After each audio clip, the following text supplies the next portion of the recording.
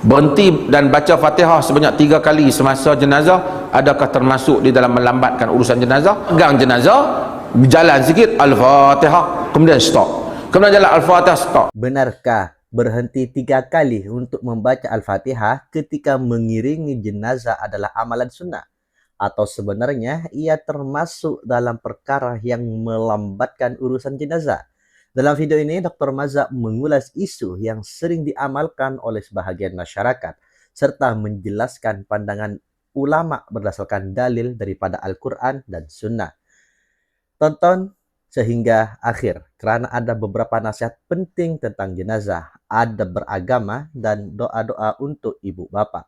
Selamat datang di channel Salaf Malaysia. Mari kita zoom videonya dari sekarang. Berhenti dan baca Fatihah sebanyak 3 kali semasa jenazah, adakah termasuk di dalam melambatkan urusan jenazah? Termasuk di dalam melambatkan urusan jenazah, dan tidak ada sunnah, contoh daripada sunnah Nabi SAW. Pegang jenazah, berjalan sikit, Al-Fatihah, kemudian stop. Kemudian jalan Al-Fatihah, stop. Tidak ada apa-apa hadis. Siapa yang ajar? Dia kata, ulama kata. Apa faedah buat dia? Faedah dia sekian-sekian. Siapa abang faedah ni? Faedah dia mesti Allah Ta'ala yang bagi. Siapa yang berhubung dengan Allah Ta'ala kata faedah ni? Kita bukan Nabi. Kalau Nabi dia habaq, kita tahulah, Allah bagi tahu dia. Kalau hang ulama besar mana pun, daripada mana? Sebab itu Al-Imam Nawawi sebut dalam kitab dia Al-Adhkar, itulah mazhab Syafi'i sendiri, dia menyatakan orang yang baca, mengiringi bacaan ni, bacaan Quran semasa iring jenazah ni, jangan kamu terpengaruh dengan mereka sekalipun banyak orang yang sesat, kata dia. Itu Nawawi sebut amalan. Dia kata sampai peringkat tu dia kata.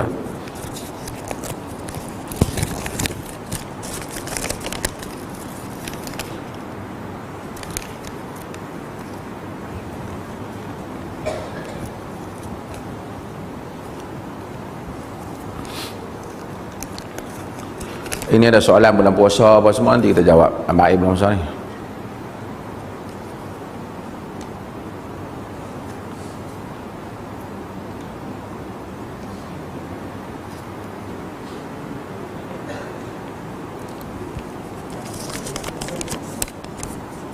Ada hadis 1 Rejab dengan padilat sekian. Hadis-hadis ini tidak sahih, yang diedarkan oleh sebahagian orang. Masuk 1 Rejab baca doa mustajab dan seumpamanya, ini ialah riwayat-riwayat yang tidak sahih, yang direka-reka sebahagiannya daripada Nabi dan disandarkan kepada Nabi SAW.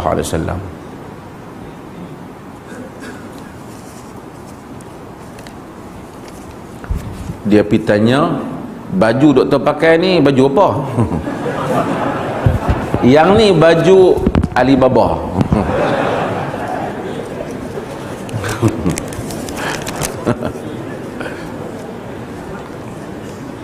Saja musim hujan saya pakai. Adakah dengan pakai baju jubah maka orang tu jadi alim? Tak. Jubah boleh beli saja, style habis cara pakai, habis macam-macam style. Ada orang pakai lebay, ada orang pakai lebay belang, ada orang pakai lebay putih, diikut hari dia minat. Adakah kalau dia pakai macam ni jadi pahala lebih? Tak ada.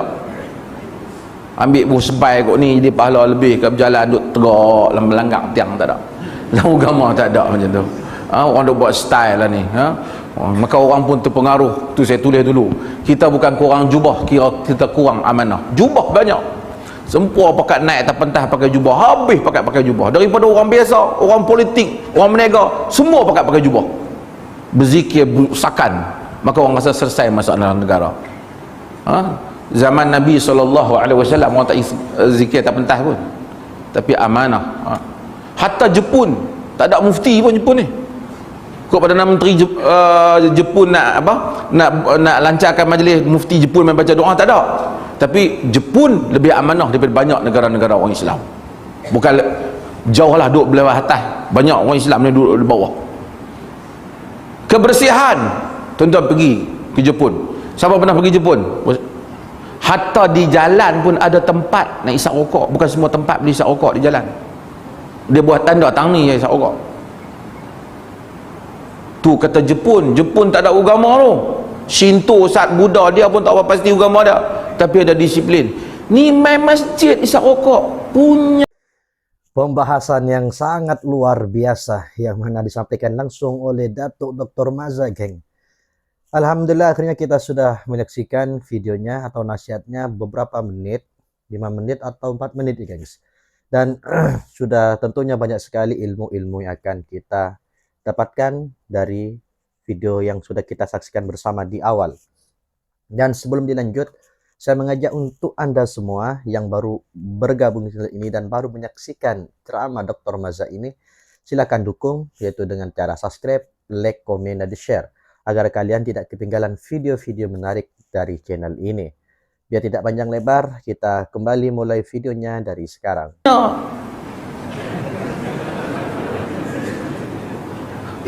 Nasib baik Jepun tak main balik. Kalau Jepun main balik, kita hantar depan ni punya. Pergi suruh buat lebuh raya kereta api.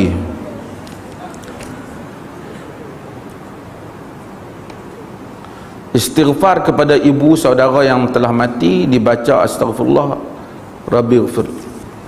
Tuan-tuan, bila Quran suruh, kita kena buat. Quran kata waqur rabbirhamhuma kama rabbayani saghira. Waqur, katakanlah waqur rabbi irhamhuma, katakanlah wahai Tuhan, kesian kat mereka berdua.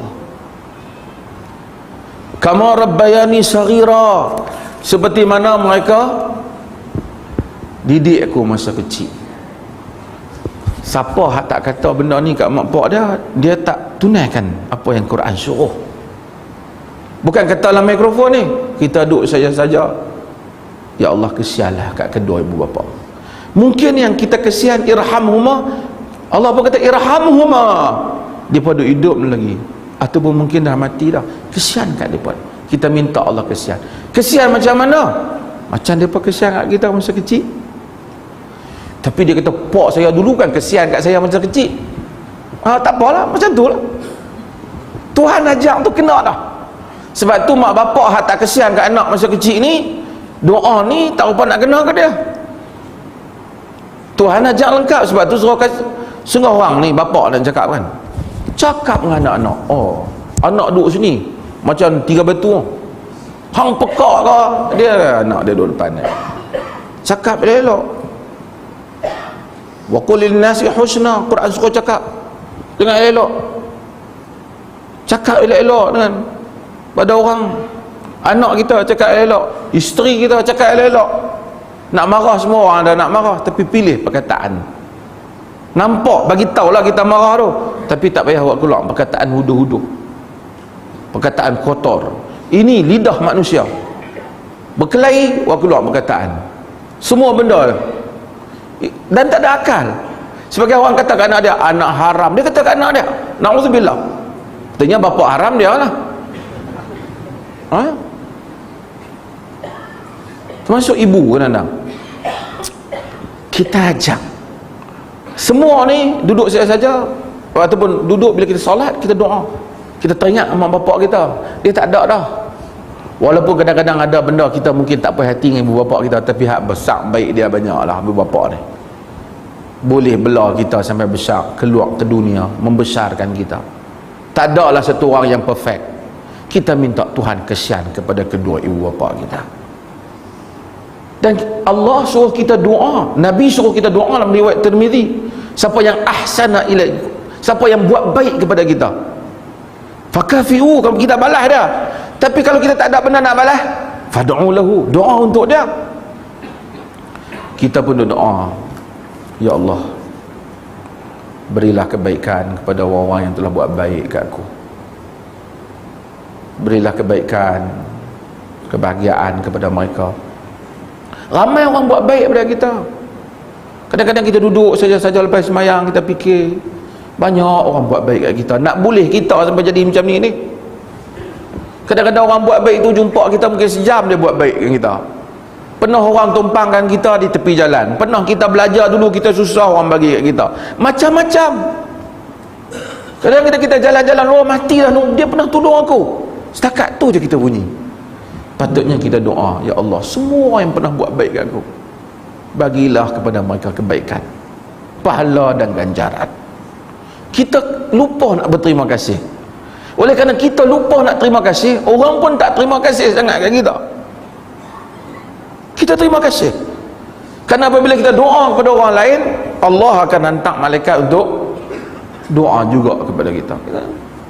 Kita anak, kita doa kat mak bapak kita. Tak boleh. Sanggup mak? Mak kena ingat kemarin cik doa lah kat mak. Dia tak perlu dia tahu. Kita doa untuk dia. Tanda kita insan. Hadis Nabi SAW suruh tutup lampu masa tidur, wa atfi'un nar. Nabi suruh tutup lampu masa tidur ni, hadis Bukhari. Para ulama sebut kerana Nabi tak mau terbakar. Pasal zaman dulu lampu dia pakai api ya. Alhamdulillahirrabbilalamin. Akhirnya kita sudah bersama-sama menyimak, menyaksikan dan juga mendengarkan sebuah video yang sangat menarik sekali, yang mana sudah disampaikan langsung oleh guru kita tercinta, yaitu Datuk Dr. Mazah. Dan kali ini saya sedikit akan mengulang apa yang sudah beliau sampaikan kepada kita semua, dan di akhir saya akan menyimpulkan secara singkat apa yang sudah beliau sampaikan pada video yang sudah kita saksikan bersama. Dalam petikan ceramah ini, Dr. Mazah menegaskan bahwa amalan berhenti beberapa kali ketika mengiringi jenazah untuk membaca surah Al-Fatihah tidak mempunyai dalil yang sahih daripada Nabi Sallallahu Alaihi Wasallam. Beliau mengingatkan bahwa urusan jenazah hendaklah disegerakan sebagaimana yang dianjurkan oleh sunnah, dan setiap ibadah memerlukan sandaran daripada Al-Quran serta hadis yang sahih. Pandangan ini sebenarnya selari dengan prinsip Ahlus Sunnah wal Jamaah, yaitu setiap amalan ibadah hendaklah dibina atas dalil yang jelas. Rasulullah Sallallahu Alaihi Wasallam bersabda bahwa sesiapa yang mengadakan perkara baru dalam urusan agama yang tidak berasal daripadanya, maka ia tertolak. Namun, dalam masa yang sama, sebagai penuntut ilmu kita juga perlu menjaga adab ketika berbeza pandangan. Di setengah tempat terdapat amalan yang dilakukan oleh masyarakat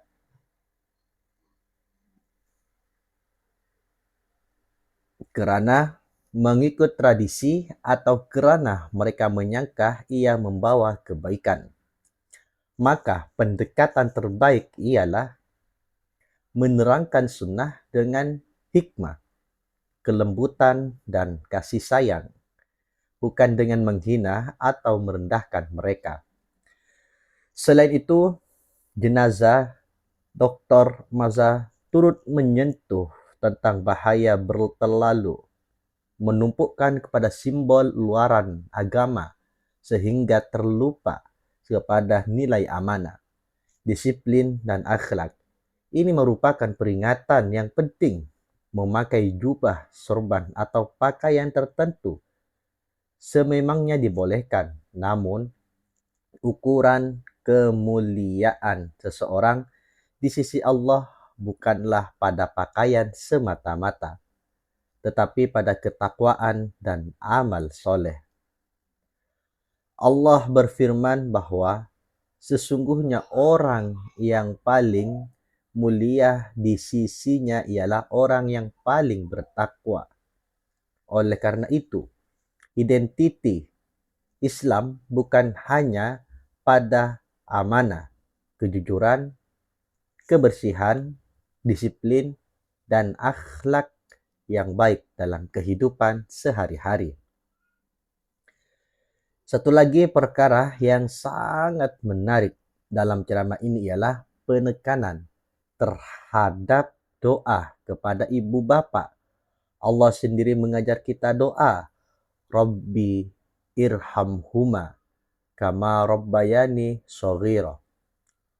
Walaupun ibu bapak mempunyai kekurangan, Islam tetap mengajar kita untuk mengenang jasa mereka dan mendoakan kebaikan buat mereka. Begitu juga kepada semua orang yang pernah membantu kita dalam kehidupan. Mendoakan mereka merupakan tanda syukur dan akhlak seorang mukmin. Kesimpulannya, ceramah ini mengajak kita kembali kepada sunnah Nabi Sallallahu Alaihi Wasallam, meninggalkan amalan yang tidak mempunyai dalil yang jelas, memperbaiki akhlak dan amanah, serta senantiasa mendoakan ibu bapak dan orang yang berjasa kepada kita. Dalam masa yang sama, kita hendaklah berlapang dada dalam perbezaan yang berlaku, serta senantiasa menuntut ilmu daripada sumber yang sahih. Jika Anda mendapat manfaat daripada perkongsian ini, jangan lupa tekan like. Tinggalkan komen pandangan Anda dengan adab dan ilmu, serta subscribe untuk lebih banyak perkongsian ilmiah yang berteraskan Al-Quran dan Sunnah. Semoga Allah memberikan kefahaman agama yang benar kepada kita semua. Wallahu a'lam. Assalamualaikum warahmatullahi wabarakatuh.